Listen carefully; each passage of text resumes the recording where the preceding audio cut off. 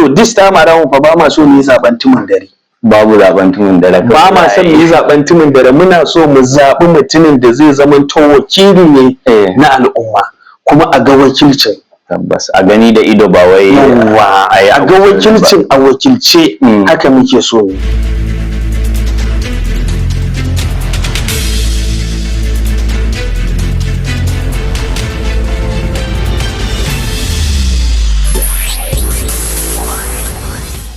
Assalamu alaikum wa rahmatullah. Masu kallo barka da wannan lokaci. Barkanmu da sake kasancewa a wannan shiri namu mai albarka mai suna dandalin siyasa. To kamar yadda kuke gani bana ma mun ƙara yin babban kamu, muka leka jam'iyyar ADC muka zakulo ɗaya daga cikin waɗanda suke neman takara a wannan yanki na Bada Central. Muka ɗauko muka ce bari mu zo mu tattauna da shi domin jin ra'ayoyinsa sannan kuma da abubuwan da ya zo mana da shi gidan wannan TV namu mai albarka. A ranka ya daɗe barka da zuwa. To, jama'a assalamu alaikum. Da farko dai wannan gidan rediyo namu mai albarka ina neman afuwa. Duba da yanayi na lokaci an gayyace ni na zo mibi a ƙurarren lokaci. To amin afuwa akan wannan. Sa'an nan sunana Muhammad Yusuf wanda aka fi sani da Mahmuda a Benin Bayero. Yare kowa yana da yanayin suna da yake kira. Gaskiya. Ni haifaffen Benin Bayero ne. Lungun Wali mai katifa. Ana aka haife ni na yi Ramat Primary School. Kuma na zo na fara Gamman Day. Na gama na yi JS1 JS2 na barce daga Gamman Day. Na yi transfer zuwa Gamman College. To daga nan kuma na gama secondary school dina. Na attended din college. Diploma under public administration. Diploma a college. Bayan kuma wannan daga baya aka zo a rayuwa duniya da sauransu. Na yi BAc na a Uganda Computer Science a Basoga University. Takaitaccen labari a Masha Allah. To ko in ce honorable lance a yanzu tunda aka riga ka shigo. Muna zaune kawai sai muka ga matasa da kuma wasu daga cikin mutanen gari sun aika maka da katin gayyata a matsayin ka zo ka tsaya takarar ɗan majalisa da zai wakilci Bada Central. Yaya ka ji wannan gayyatar da al'umma suka yi maka musamman matasa na wannan yanki? To, wannan gayyata da abokai da ƙannai da yayyuna suka mini. Lokacin da suka mini na tsaya na yi shiru na yi nazarce a kai. Kuma har na nemi na ce su bani lokaci in yi shawara a kai. Kuma akwai iyayena a siyasa saboda ni dan gwagwarmayin siyasa ne. Kuma na yi siyasa, ina kan siyasa. Gwagwarmaya da ni ina jam'iyyar adawa saboda ni ban taɓa yin jam'iyya ba ma in ba ta adawa ba. To kuma muna yi duniya da sauransu cikin iko na Allah. Yau gashi da muna PDP yau mun tsinci kan ma ADC. To alhamdulillah da suka gayyace ni na je ni shawara duniya da sauransu na gama shawara na zo ni na gaya musu. Na ce to ba damuwa Ubangiji Allah ya shiga cikin lamuranmu. Masha Allah. Akan wannan Ubangiji Allah ya shiga lamuranmu kuma na je ni har mataki na uwar jam'iyya don suka kai ni na ji na har wajensu na jam'iyyar mu ta ADC domin mun gaya musu manufanmu kuma na ba su shawara a kai duk abin da uwar jam'iyya da abin da Allah ya kaddara mana muka gansa mai kyau ko mara kyau to mu rungume shi a matsayin muƙaddari ne daga Allah. Ba gudu ba ja da baya. ADC fatin mu ce ko muna tare da ita. A dangane da wannan maganin da kamun kuma ina so in ɗan yi jan hankali ga matasa namu na fatinmu mai albarka watannin ADC su mai da hankali wajen yin membership card. Membership card ɗin nan is very important. Idan kai membership card kai fa tabbataccen ɗan jam'iyya ne. Tabbas. Kan babu wani abu da zai zo daga baya kawai kai kana cikin jam'iyya ko me za a yi ka yi signing a matsayin ɗan jam'iyya ne kai kenan. Ai membership card din nan yana da bambanci da sauran membership cards.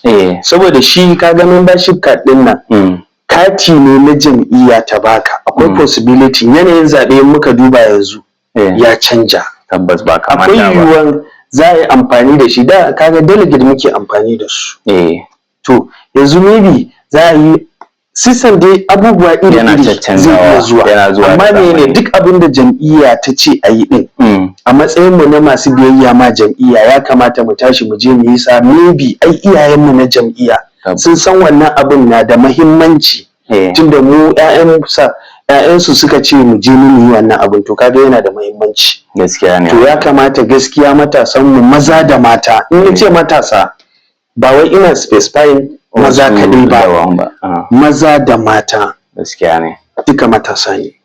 To saboda haka nan mu yi ƙoƙari mu je mu yi wannan katin domin yana da amfani. Gaskiya ne, yana da amfani sosai, yana da muhimmanci. Bayan ita wannan shawarar da ka bawa matasan da suka shigo ita wannan jam'iyya ta ADC, akwai wata shawara ne da zaka bawa waɗanda suke cikin wannan bada santarar, matasa da kuma manya-manya wanda suke ciki, domin su zo su mara ma baya kuma a yi tafiyan nan ta cikin tsari da aminci? Wace shawara ce za ka ba wa mutanen gari haka?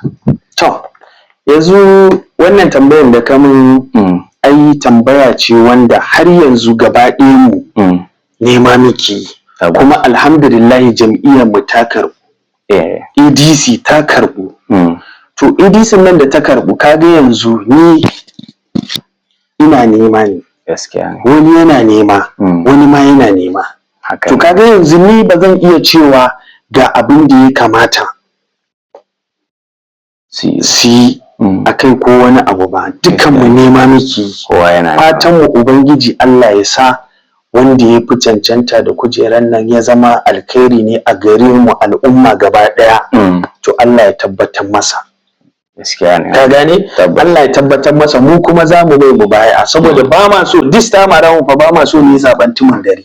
Babu zaben tumun dare. Ba ma son mu yi zaben tumun dare, muna so mu zaɓi mutumin da zai zama to wakili ne na al'umma, kuma a ga wakilcin.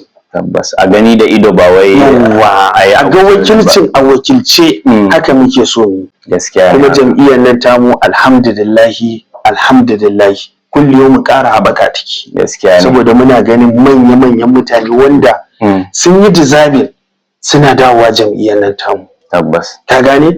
Saboda kuma masu kishi ne na matasa da gaba ɗaya iyaye al'umma gaba ɗaya. Gaskiya ne. Muna farin ciki da wannan. Masha Allah, bayan amsa gayyata da kai wannan matasa, musamman ina cewa matasa saboda su ne suka fi yawa a cikin waɗanda suka akwai iyaye ma duk da akwai iyaye, to akwai wani kuduri ne da kake da shi a zuciyanka wanda zaka faɗaita wa al'umma domin su shigo a yi tafiyar nan da gaske, wanda suke ɗari ma su bari su zo su yi taking belt din su zo a yi tafiyar nan, menene zaka dan faɗa wa mutane akai? Ai kudurin mu gaba ɗaya ne, dan ina tunanin dukkan mu inda wani babban buri da muke so a rayuwa mu cimma shi ne mu samu ci gaba. Tabbas. Ci gaban nan kuma ya yi magana fa abu ne wanda ya kundari abubuwa da yawa. Yana da yawa ka gane? Yau in ka zo, bari in baka misali kaman ward ɗina Benin Bayero. In ka zo Benin Bayero yau kaga nan makotanka da wani waye sun ci gaba, zaka ji daɗi. Nan in ka zo kaga wannan yayanka ne ya ci gaba, kaninsa shi ma ya ci gaba, daɗi zaka ji. Haka zalika in ka zo kaga abokinka ma wanda kuka yi makaranta tare da shi ya ci gaba, daɗi zaka ji. Wannan ci gaban ai nasara ce babba ma al'umma, kuma ita ce muke nema. Saboda haka nan mu kullum burin mu ci gaban al'umma shine, ba wai ci gaban mu ba, ko kuma ba wai ci gaban da zaka zo ka samu kai kaɗai kawai ka ci gaba da kai sai ba ma ƙaunar irin wannan. Gaskiya ne. Abin da muke so, muna son a ƙasar mu Allah ya ciyar da local government ɗin mu gaba, mu ji fiye da ma sauran local government. To masha Allah, gaskiya mun ji daɗin wannan hidan sosai. Kun ji masu kallo irin shawarwari da honorable ya bada, sannan kuma da irin kudirin da ya faɗa wa al'ummar wannan yanki namu na Bada Santara. Da fatan za mu goya masa baya duka abubuwan da ya kamata mu yi domin ganin mun ciyar da jihar mu gaba, local government mu da duka yankin mu. Muna muku godiya sosai, ku kasance da mu insha Allah. Idan da mai neman wani ƙarin bayani za ku yi mana magana ko a comment section domin sanin menene ya kamata honorable ya faɗa muku. Da fatan kofa a buɗe take, koyaushe za mu iya insha Allah kofa buɗe take, kuma sa'annan a dage da addu'a. Haka ne wannan. Dan addu'a ita ce makami number one na mummuni.